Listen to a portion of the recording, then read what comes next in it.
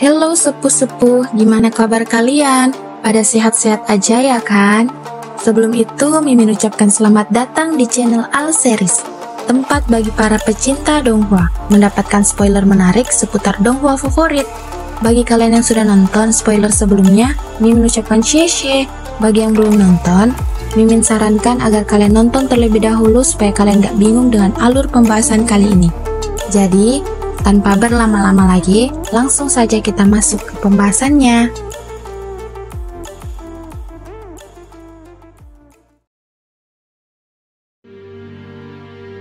Setelah menyerahkan alat jiwa pengintai udara ketinggian, Huo Yuhao berbalik dan pergi sebelum Dai Hao bisa mengucapkan terima kasih.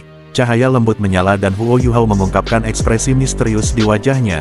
Dia dengan tenang berjalan menuju tendanya ketika dia mengingat apa yang telah terjadi sebelumnya. Pada saat Yuhao melepaskan serangan terkuatnya, dia sempat merasakan sesuatu di tubuhnya telah membuat terobosan meningkatkan kekuatan jiwanya. Ketika Yuhao berjalan menuju tendanya, Tang Wutong menghentikannya dan meminta Yuhao memberitahukan apa nama teknik telapak tangan yang sebelumnya Yuhao gunakan. Huo Yuhao mengangguk dan menjawab kalau teknik itu ia beri nama Palem Haodong, sebuah telapak tangan yang akan bertahan untuk selamanya. Setelah memberitahukannya, Yuhao lanjut berjalan menuju tendanya. Tang Wutong memandangnya dengan sedikit linglung ketika dia memikirkan Haodong Palem Yuhao. Hao diambil dari nama Yuhao, dan Dong berarti Wang Donger, sementara Palem berasal dari nama pohon palem, sebuah pohon yang akan bertahan selamanya. Di sisi lain ketika Su Jiujiu pertama kali melihat alat jiwa pengintai udara ketinggian, dia terkejut tak percaya Yuhao dapat mencuri alat jiwa ini dari tangan pasukan Kekaisaran Ryue. Terlebih lagi Dai Hao memberitahukan kalau Yuhao dan teman-teman berhasil membunuh Mad Bull Douluo Wang Yiheng yang juga merupakan seorang insinyur jiwa kelas 9. Su Jiujiu terkejut bukan main ketika mendengar Yuhao memimpin beberapa sage jiwa dan kaisar jiwa membunuh seorang titel Douluo. Su Jiujiu menelan ludahnya dan bertanya apakah Dai Hao tahu bagaimana Yuhao bisa melakukannya. Dai Yueheng dan Dai Luoli juga menerima berita tentang apa yang terjadi sekarang. Meskipun Dai Yueheng juga merupakan siswa dari Akademi Shrek yang memiliki berprestasi di halaman dalam, namun dia juga sangat terkejut dengan pencapaian Yuhao dan yang lainnya. Dia jelas tahu bahwa baik dia maupun tim perwakilan yang telah dibentuknya dengan Ma Xiaotao tidak akan mungkin mencapai sesuatu seperti ini. Dai Hao menjawab pertanyaan Su Jiujiu dengan mengatakan, saat itu saya hanya menyaksikan apa yang terjadi setelah pertarungan berakhir, namun saya percaya bahwa Yuhao dan yang lainnya bergantian menyerang sepanjang pertarungan. Yuhao sebagai otak dari timnya berhasil melepaskan kekuatan bertarung semua orang ke tingkat ekstrim melalui ritme yang efektif menyebabkan kematian pada Wang Yiheng. Dai Hao menceritakan semua yang dia lihat ketika menyaksikan pertarungan dari kejauhan. Di antara 8 orang, Su Sanxi, Jiang Nanan, Huo Yuhao dan Ji Juechen yang paling memegang peran penting dalam pertarungan. Su Sanxi melepaskan domain emas Xuanwu-nya untuk menetralisir Empyrean Blazing Bull. Setelah itu, Mad Bull Douluo dikunci oleh tulang lunak Jiang Nanan dan tubuh emas tak terkalahkan. Dan yang paling penting adalah serangan habis-habisan dari Yuhao yang berhasil memberikan pukulan fatal pada Mad Bull Douluo Wang Yiheng. Setelah serangan fatal dari Yuhao, Ji Juechen muncul dan menggunakan pedangnya untuk mengakhiri hidup Wang Yiheng. Setelah mendengar analisis dari Dai Hao, beberapa Douluo yang juga menyaksikan pertarungan mengangguk setuju. Su Jiujiu tertegun dan bergumam pada dirinya sendiri mengatakan, Yuhao, aku tidak menduga kamu sudah mencapai tingkat seperti itu. Tipe kontrol yang Dai Hao sebutkan sebelumnya pastilah kamu. Saat pertama kali kita bertemu, kamu baru berusia 12 dan sudah menjadi master jiwa tipe kontrol utama di tim Shrek. Dengan deteksi spiritualmu, kamu dapat menghubungkan rekan satu timmu dan berbagi informasi yang akurat tentang musuh. Su Jiujiu memandang Dai Yueheng dan sekali lagi bergumam pada dirinya sendiri mengatakan kalau Dai Yueheng seharusnya menjadi orang yang paling tahu tentang kemampuan Yuhao. Dai Hao mengalihkan perhatiannya kepada putranya dan Dai Yueheng segera mengangguk sebelum menjawab mengatakan, Yang mulia benar, ketika saya pertama kali berkompetisi di turnamen duel jiwa dengan Huo Yuhao, dia selalu muncul sebagai master jiwa tipe kontrol. Deteksi spiritualnya sangat kuat dan seharusnya sekarang lebih kuat daripada sebelumnya. Dai Hao mengangguk pelan dengan ekspresi kagum di wajahnya. Dai Hao mengatakan, tidak heran dia bisa menjadi master masa depan Paviliun Dewa Laut. Tidak heran dia bisa menjadi penatua termuda di Akademi Shrek pada usia yang begitu muda. Su Jiujiu bertanya apa yang harus mereka lakukan selanjutnya. Dai Hao memerintahkan jenazah Wang Yiheng diikat di tiang bendera di luar pangkalan agar semua orang dapat melihatnya. Pada saat yang sama, Dai Hao juga meminta Su Jiujiu mengirim beberapa orang untuk membawa alat jiwa pengintai udara ketinggian tinggi kembali ke Kaisaran untuk tujuan penelitian. Sementara itu ketika Yu Hao kembali ke tendanya, dia segera memasuki kondisi kultivasinya, meskipun kekuatan Yu Hao sangat terkuras, namun serangan terakhirnya melalui tombak naga emas telah membantunya mengisi kembali kekuatan jiwanya dengan menyerap beberapa kekuatan jiwa Wang Yiheng. Tombak naga emas yang ia warisi dari Wang Qiwer memungkinkannya menyerap energi kehidupan serta kekuatan jiwa musuh untuk dijadikan kekuatan tempur pemiliknya. Kekuatan spiritual Yu Hao telah terkuras banyak setelah menggunakan keterampilan Hao Dong Palem. Untuk beberapa alasan, Huo Yu Hao tidak bisa fokus dalam kultivasinya karena pikirannya dipenuhi dengan sosok Wang Donger. Di saat yang sama, perasaan bersalah terhadap Wang Qiwer juga muncul ketika merindukan sosok Wang Donger. Rasa sakit yang ditimbulkan oleh kerinduan serta perasaan bersalah terhadap kedua wanita ini merusak pikiran dan lautan spiritual Yu Hao hingga membuatnya terjatuh ke lantai. Huo Yu Hao selalu bertanya-tanya apakah Wang Donger masih hidup atau telah mati. Air mata kerinduan mulai mengalir di mata Yu Hao ketika dia mengerang pelan mengatakan, "Donger, jika kamu benar-benar meninggalkan dunia ini, maka bawalah aku bersamamu. Jangan tinggalkan aku sendirian di dunia ini untuk menderita." Tiba-tiba saja seorang wanita ramping berjalan memasuki tenda dan duduk di samping Yu Hao. Melihat Huo Yu Hao yang terus menangis, wanita tersebut dengan lembut mengusap dahi Yu Hao. Huo Yu Hao yang tidak memperhatikan siapa wanita di sampingnya tiba-tiba meraih tangan wanita tersebut dan tanpa sadar menyebut nama Donger lalu mengatakan, "Donger, jangan tinggalkan aku." Wanita itu heran mengapa Yu Hao memanggilnya Donger. Dia ingin menarik tangannya namun cengkraman Yu Hao sangat kencang dan sangat dingin seolah-olah telah kehilangan semua kehangatan di tubuhnya. Wanita tersebut bergumam dalam hatinya mengatakan, "Jangan bilang kalau Yu Hao selalu kesakitan setelah menggunakan Hao Dong Palemnya. Dia benar-benar menyedihkan. Saya tidak pernah berpikir seseorang bisa menjadi seperti ini karena terlalu mencintai seseorang. Namun mengapa ia mengubah cintanya menjadi keterampilan? Kenapa dia tidak pergi dan mencari kekasihnya?" Sementara itu di luar tenda, Su Sanxi menyaksikan apa yang terjadi dari sudut malam.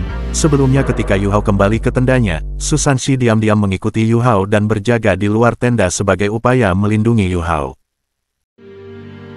Singkat cerita di keesokan harinya, Huo Yu Hao membuka matanya dan merasakan sinar matahari yang menyilaukan. Huo Yu Hao menatap cincin penyimpanan di tangannya yang berisikan 10 alat jiwa pengintai udara ketinggian yang dia rampas dari tangan Kekaisaran Ryue. Segera adegan pertarungan dengan Mad Bull Douluo melintas di benak Yu Hao. Huo Yu Hao merasa sedikit aneh karena tubuhnya dipenuhi energi dan tidak lagi merasakan sakit dari efek samping penggunaan Hao Dong Palemnya. Sebelumnya setiap Yu Hao melepaskan Hao Dong Palemnya, dia pasti akan membutuhkan beberapa hari untuk pulih sepenuhnya dari efek samping Hao Dong Palem. Selain itu Yu Hao akan selalu merasakan pusing pada hari berikutnya. Namun hari ini Yu Hao tidak tahu mengapa dia bisa pulih dalam waktu 1 malam. Huo Yu Hao merasa sangat aneh dan secara halus mengingat bahwa semalam ketika dia merasa kesakitan, Wang Donger tiba-tiba muncul menemaninya. Setelah kemunculan Donger, rasa sakit Yu Hao seketika menghilang hingga ia tertidur nyenyak. Huo Yu Hao tiba-tiba berbalik kembali ke tendanya untuk mencari aroma Wang Donger. Namun setelah sekian lama mencari, ia sama sekali tidak menemukan aroma Donger. Huo Yu Hao mengepalkan tinjunya dengan perasaan kecewa dan menganggap kalau semalam dia hanya berhalusinasi.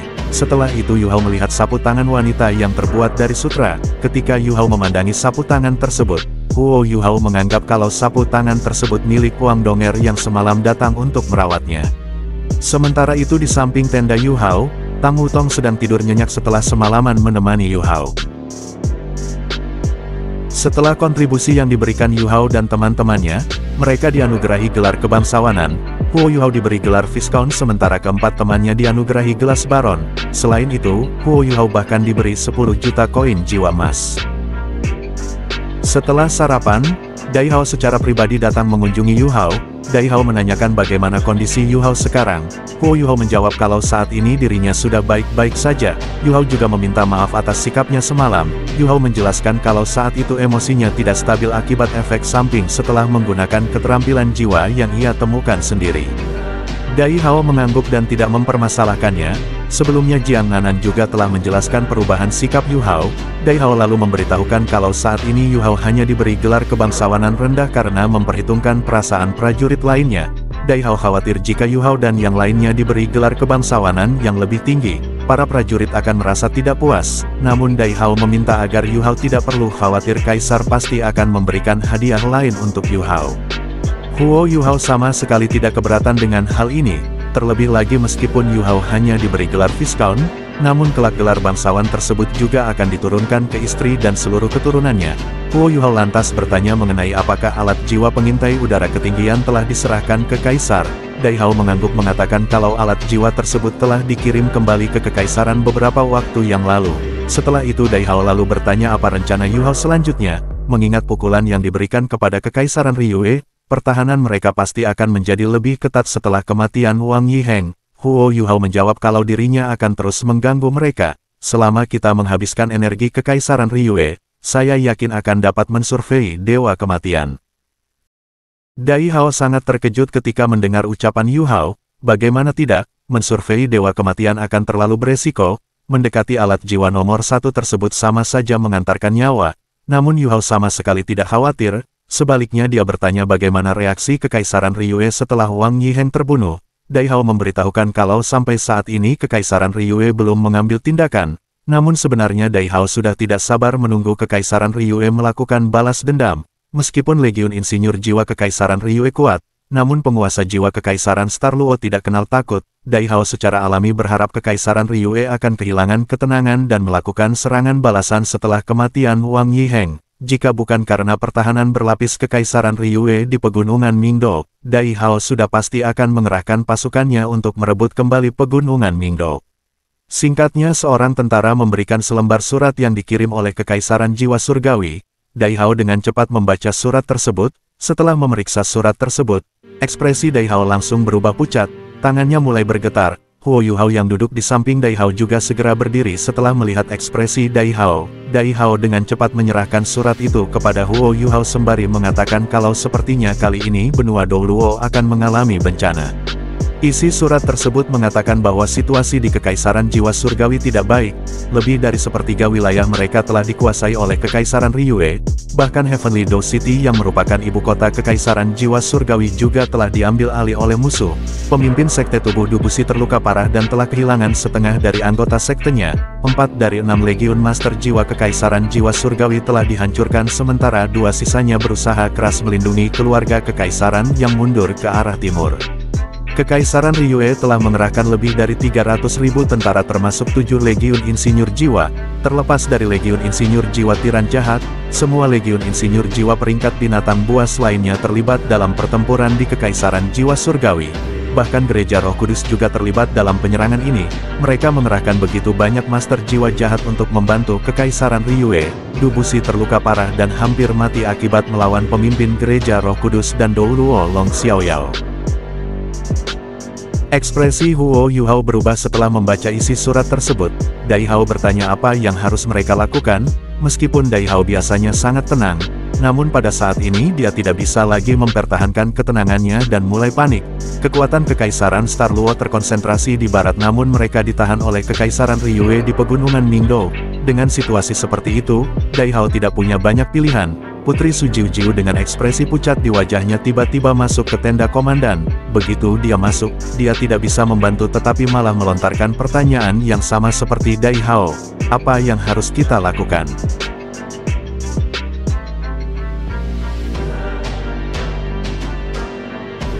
Setelah menerima berita darurat dari Kekaisaran Jiwa Surgawi, Putri Su Jiu dengan panik menemui Dai Hao dan bertanya apa yang harus dilakukan. Dihadapkan dalam situasi darurat seperti ini, Dai Hao yang telah kehilangan ketenangannya tidak punya pilihan selain meminta saran dari Yuhao.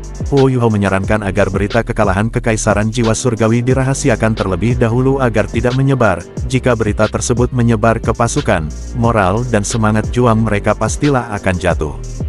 Melihat Huo Yuhao yang tampak begitu tenang, Dai Hao menarik napas panjang berusaha menenangkan dirinya. Huo Yuhao memberitahukan kalau ada 2 solusi yang bisa mereka pilih untuk menghadapi situasi saat ini. Solusi pertama yang diberikan Yuhao adalah meminta bala bantuan dari Akademi Shrek dan Kekaisaran Dowling, kemudian bersama-sama bergegas menuju Kekaisaran Jiwa Surgawi untuk membantu melawan Kekaisaran Ryue. Sedangkan solusi kedua ialah mengambil resiko untuk mempertaruhkan segalanya menyerang situs musuh yang paling penting. Selama bisa mengatasi pertahanan musuh di pegunungan Mingdou lalu menyerang kerajaan Ryue, pasukan musuh pasti akan kembali untuk melindungi kerajaan mereka.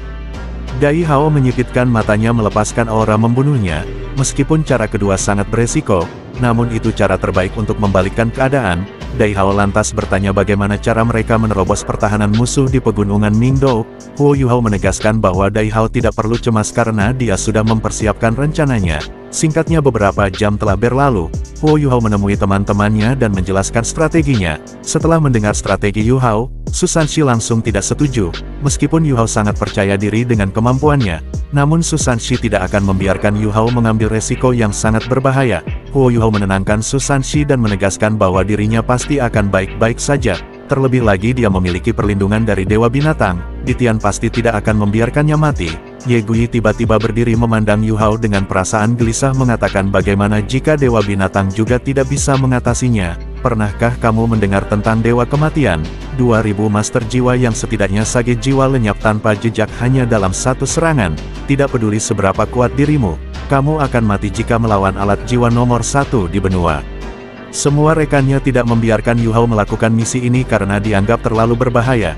Jiang Nanan yang sangat penasaran mengapa Dai Hao bisa membiarkan Yuhao melakukan misi berbahaya seperti ini lantas bertanya bagaimana Yuhao meyakinkan Dai Hao. Yuhao mengungkapkan ekspresi malu di wajahnya ketika dia mengatakan bahwa dirinya berbohong kepada Dai Hao kalau akademi baru saja meneliti alat jiwa tipe pertahanan sejati yang dapat digunakan di saat-saat kritis untuk menahan serangan apapun. Selain itu Yuhao juga menambahkan kalau dirinya bisa melakukan teknik teleportasi untuk melarikan diri dari domain Dewa Kematian. Su Sanshi menghela nafas panjang, meskipun dia sangat tidak setuju dengan rencana Yuhao, namun dia jelas tahu bahwa dirinya tidak akan bisa menghentikan niat Yuhao. Oleh karena itu Su Sanshi dan yang lainnya menyatakan bahwa mereka akan ikut menjadi bagian dari rencana ini dan bersama-sama mengambil resiko. Tang Wutong tetap duduk dengan tenang dan tidak mengungkapkan keinginannya untuk bergabung dengan misi ini. Sejak Huo Yuhao mengkonfirmasi bahwa dia bukan Wang Donger, sikap semua orang terhadapnya telah sedikit berubah. Selanjutnya Yuhao mulai membahas detail dari misinya dan memperingatkan kepada rekan-rekannya agar ekstra hati-hati. Setelah mempersiapkan semuanya dengan baik, di malam harinya Dai Hao membawa Yuhao terbang melintasi gelapnya cakrawala. Ekspresi Dai Hao menunjukkan rasa kekhawatiran di matanya. Ia jelas menyadari jika misi ini gagal, Huo Yuhao pasti akan mati. Dai Hao mengambil napas dalam-dalam dan memberikan sebuah kalung yang terbuat dari gigi harimau kepada Huo Yuhao. Kalung tersebut merupakan pemberian dari ayah Dai Hao yang juga berarti merupakan kakek Yuhao. Kalung ini berasal dari binatang sihir berjenis harimau yang dibunuh oleh leluhur harimau macan putih dan diturunkan kepada setiap generasi macan putih. Dai Hao mengatakan kalau kalung tersebut dapat melindungi keselamatan Yuhao, oleh karena itu Dai Hao memberikannya dengan harapan Yuhao dapat kembali hidup-hidup. Ketika Yuhao memakai kalung tersebut, dia merasakan aura pembunuhan yang sangat ganas terpancar dari kalung tersebut. Gigi harimau ini bisa dikatakan kenangan bagi harimau putih. Yuhao tidak menyangka bahwa Dai Hao akan menyerahkan hal semacam ini kepadanya. Momen ini merupakan momen pertama kali Yuhao mendapatkan pemberian dari ayahnya. Huo Yuhao tidak bisa menahan tangisnya ketika dia dengan cepat mengucapkan rasa terima kasihnya. Dai Hao tersenyum sembari mengatakan seharusnya aku yang berterima kasih padamu. Semua orang di Kekaisaran Star Luo akan mengingat apa yang telah kamu lakukan untuk Kekaisaran. Saya pribadi akan merayakan kesuksesanmu ketika kamu kembali. Sang putri telah berjanji selama kamu berhasil menyelesaikan tugas ini, kamu akan diberi gelar Markis yang bisa diwariskan ke keturunanmu. Gelar Markis berada di urutan kedua setelah gelar Duke di antara daftar gelar bangsawan. Selama ratusan tahun, Kekaisaran Star Luo tidak pernah memberikan gelar Markis yang dapat diturunkan ke generasi selanjutnya. Selain itu, wilayah seorang Markis setidaknya serta kota besar. Setelah terbang di atas ketinggian 5000 meter, Huo Yuhao memakai armor tempurnya dan berpisah dengan Dai Hao. Sama seperti sebelumnya, Huo Yuhao menggunakan jalur langit untuk masuk ke wilayah pegunungan Ningdou. Ketika Yuhao semakin dekat dengan pegunungan Ningdou, deteksi spiritualnya segera diaktifkan. Dengan deteksi spiritual Yuhao, ia dapat melihat segala macam alat jiwa pengintai mengelilingi pegunungan Ningdou. Di puncak gunung bahkan ada alat jiwa pengintai udara ketinggian. Tidak disangka setelah Yuhao mencuri lebih dari 20 alat jiwa pengintai udara ketinggian, Kekaisaran Ryue ternyata masih memiliki alat jiwa pengintai udara ketinggian tersebut. Setelah kematian Mad Bull Dou Luo Wang Yiheng, pertahanan pegunungan Mingdou tampaknya jauh lebih ketat. Setiap alat jiwa pengintai udara ketinggian dilengkapi detektor osilasi. Alat jiwa pengintai biasa tidak akan bisa menemukan keberadaan Yuhao. Namun berbeda dengan detektor osilasi, meskipun area deteksinya relatif lebih kecil, namun itu sangat peka dan dapat mendeteksi keberadaan Yu Hao melalui gelombang suara. Namun Yu Hao tidak perlu khawatir, selama ia dapat mengetahui ritme gelombang detektor osilasi, ia akan dapat menerobos dengan mengandalkan celah yang tersisa. Setelah beberapa saat pengamatan, Huo Yuhao akhirnya memahami ritme gelombang detektor tersebut. Huo Yuhao mengaktifkan imitasi dan dengan hati-hati menerobos pertahanan musuh. Selama proses ini, Huo Yuhao mengandalkan Ultimate S-nya untuk menyamarkan suhu tubuhnya dengan udara di sekitar. Ia juga membatasi deteksi spiritualnya serta memperlambat nafasnya agar tidak terdeteksi oleh alat jiwa musuh. Setelah turun ke ketinggian 1000 meter, Huo tidak lagi berani menggunakan deteksi spiritualnya karena takut terdeteksi oleh alat jiwa kelas 9 pendeteksi spiritual di puncak gunung. Di puncak gunung terlihat kubah logam yang ukurannya sekitar 10 meter. Ketika Yu Hao menatap logam tersebut, jiwanya seakan bergetar merasakan tekanan mengerikan yang terpancar dari logam tersebut. Huo Yuhao dengan jelas menyadari kalau logam tersebut adalah dewa kematian yang merupakan alat jiwa terkuat yang pernah ada di benua hingga saat ini. Sebuah senyum tipis muncul di sudut mulut Yu Hao ketika dia perlahan-lahan mendekati dewa kematian. Huo Yuhao melepaskan serangan ledakan spiritualnya dan menghancurkan penghalang yang mengelilingi puncak gunung utama. Setelah membuat celah di penghalang tersebut, Huo Yuhao mengeluarkan alat jiwa tipe terbangnya dan menerobos masuk. Pada saat yang sama dia menggunakan gangguan spiritualnya ke arah alat jiwa musuh yang menguncinya. Setelah itu Yu Hao menggunakan pendorong jiwanya melepaskan kecepatan maksimalnya terbang langsung ke arah dewa kematian. Di puncak gunung ketika kekuatan spiritual Yu Hao menyentuh alat jiwa berwarna merah gelap, Huo Yuhao merasakan rasa sakit yang intens hingga hampir merusak alam rohnya.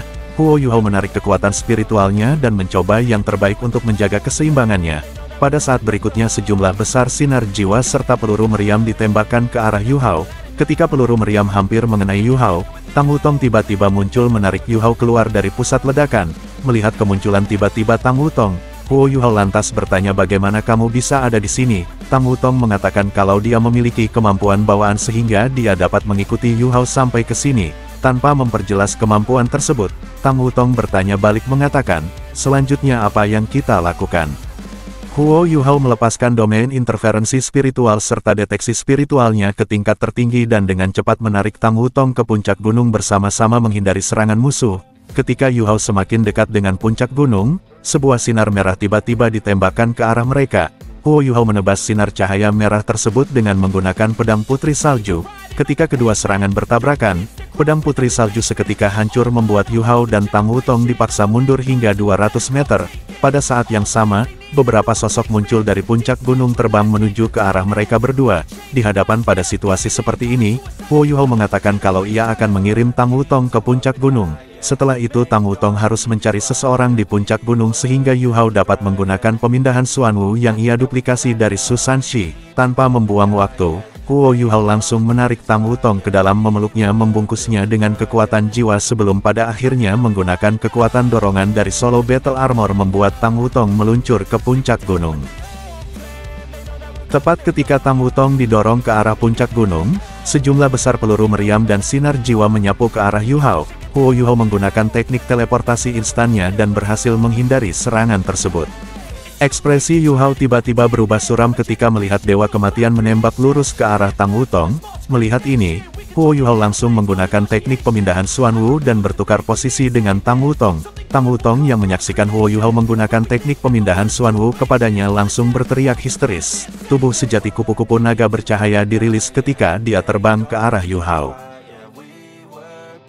Sementara itu di alam lain tepatnya di dunia Electrolux milik Yu Hao, Su Sanxi dan lainnya serta beberapa judul Douluo dengan tenang menunggu instruksi dari Yu Hao. Sebelum Yu Hao menuju pegunungan Mingdou, ia terlebih dahulu memasukkan teman-temannya ke alam gaib tersebut.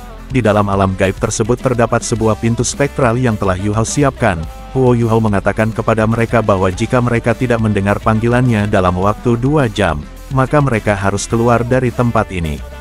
Setelah 1 jam berlalu namun mereka masih belum menerima instruksi dari Yu Hao, Jiang Nanan berbisik kepada Su Sanxi mengatakan, Sanxi, apakah kamu pikir Yu Hao membohongi kita? Mengapa saya merasa ada sesuatu yang tidak beres dengan tempat ini? Su Sanxi tertegun sejenak sebelum menenangkan Jiang Nanan dengan mengatakan, tenanglah, Yu Hao tidak mungkin membohongi kita, karena Yu Hao telah mengizinkan kita untuk berpartisipasi dalam operasi ini, seharusnya tidak ada masalah.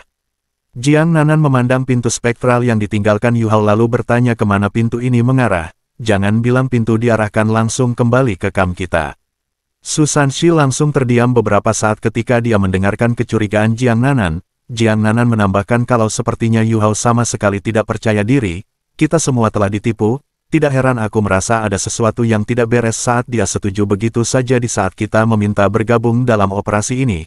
Jiang Nanan lantas bertanya apa yang harus mereka lakukan sekarang. Su Sanxi mengepalkan tangannya sembari mengatakan, satu-satunya yang bisa kita lakukan adalah tetap mempercayai Yu Hao dan menunggu instruksi darinya. Jika betul pintu ini mengarah kembali ke kamp kita, kita tidak akan memiliki kesempatan untuk membantunya meskipun kita keluar dari tempat ini. Di sisi lain tepatnya di tenda komandan pasukan Kekaisaran Star Luo, Dai Hao duduk di kursi komandan sementara Putri Jiu Jiu duduk di sampingnya. Terdapat sebuah pintu spektral yang telah disiapkan Yu Hao sebelum dia pergi. Semua orang dengan tenang menunggu sinyal dari garis depan. Dai Luoli yang berdiri di belakang Dai Hao memiliki ekspresi suram di wajahnya. Selain dirinya, tak seorang pun yang mengetahui rencana asli Yu Hao. Sebelum Yu Hao pergi, ia sempat menemui Dai Luoli dan memberitahukan segalanya. Yu Hao mengatakan kalau dirinya akan melakukan misi dan mungkin tidak akan kembali. Jika saya tidak kembali, kamu bisa memberitahu ayah tentang identitas saya. Mendengar ini tubuh Dai Luoli langsung bergetar. Ia bertanya apakah kita akan bertemu lagi. Huo Yu Hao tertegun sejenak sebelum mengatakan kita akan bertemu lagi jika takdir mengizinkannya.